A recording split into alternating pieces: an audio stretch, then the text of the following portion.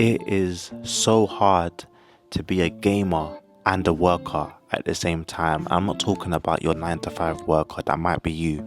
I'm talking about the creative workers, the business entrepreneur type workers. It's hard to be a gamer and that at the same time, because it's so difficult to balance making progress in your life and completing the next level of the game that you're playing. For me right now as Hitman World of Assassination, I am struggling, and the biggest mistake I made, I'm here before that guy in the comment says, this guy took 7 minutes just to get to the point with this video. No, I did not. This video isn't for you if that's what you think, because what this video is, spoiler alert, is yes, I say get a GAN charger and do not get a docking station for your ROG Ally. If you can just take that advice, then go, leave. We don't need you here, because actually you're productive and you're thinking, you're good, you already know. But there's certain people, like me to be honest, that sat there, bought the ROG Ally and thought about what accessories they wanted, and they didn't realize this piece of information I'm going to give in this video about why they do not need to get that, and why they absolutely should not get it if they're like me. Do you know what I mean? This ain't for you, but it's for them. Anyway, let's go on with the video. The biggest mistake I made after getting this ROG Ally is thinking that what I needed was another way to sit in front of my monitor to play games. That was stupid. You may have saw my accessory video. I think I included it in that, but I had an accessory video for things that I got for the ROG Ally, and also I think it was also my Kindle Paperwhite as well. But in that video, I believe I showcased the fact that I had purchased a docking station by Ugreen, which allows you to basically hook this gaming PC up to the monitor or TV like a Nintendo Switch. Now, silly idea, fam. And if you're like me, you're silly as well, because fam, no, okay, you're not silly unless you're silly like me if you're like me in it, because fam, what business do you have sitting, adding extra sitting hours into your day when we all know you're sitting down for over 8 hours a day, fam, at this rate? Because not only are you balancing your normal job, you're also balancing your little business or your big business.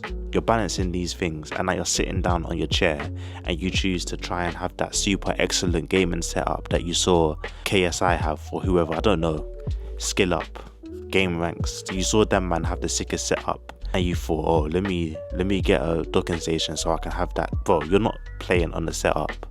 You're not using the setup, fam. You're not. Instead of using that, what I did is I sold my docking station.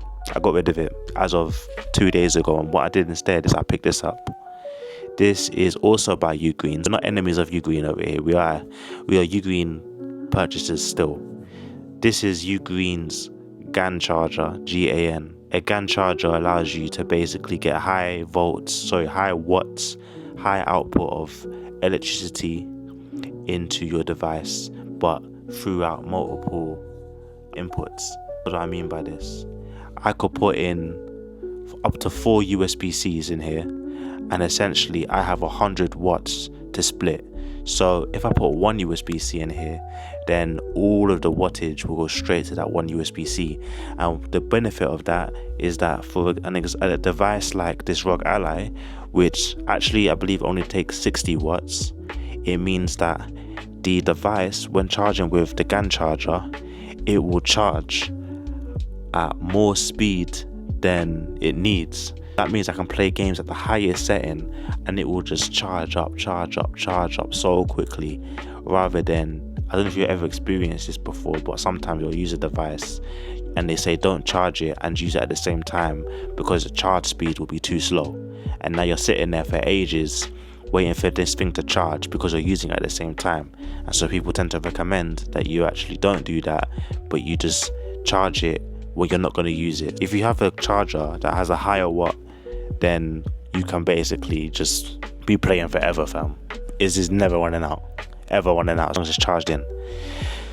That was the first benefit. That's why I got this, because if I carry this with me at all times with the ROG Ally and a good USB-C wire, I am basically never going to struggle with a gaming session. Making my ROG Ally a super portable device in the sense that for my lifestyle, I always find myself in a music studio, a co-working space, an office, or at home, or a concert. And in all of these places, they all have one thing in common: power outlets everywhere. Everywhere there's a power outlet.